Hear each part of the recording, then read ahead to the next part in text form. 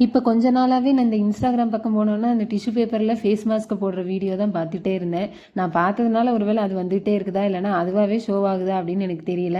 So எது எப்படியோ இன்னைக்கு நம்மளும் ட்ரை பண்ணி தான் பார்ப்போமே அப்படின்ட்டு பண்ணிட்டு இருந்தேன். அதுக்கு ஃபர்ஸ்ட் ஒரு பவுல்ல ஒரு எக் ஒயிட்டு, ஒரு ஸ்பூன் காஃபி பவுடர், அப்புறமா மஞ்சள் தூள், ஒரு ஸ்பூன் சுகர் சேர்த்து நல்லா மிக்ஸ் பண்ணி விட்டுட்டு அப்படியே ஃபேஸ்ல வந்து அப்ளை பண்ணிட்டேன். ஃபேஸ்ல அப்ளை பண்றதுக்கு என்கிட்ட ப்ரஷ் எதுவுமே இல்லை. ஸோ நான் அந்த மாதிரி கையிலே எடுத்து அப்படியே வந்துட்டு பண்ணிட்டு இருந்தேன். நிறையாவது கீழேயும் வந்து அப்படியே விழுந்துட்டே இருந்துச்சு.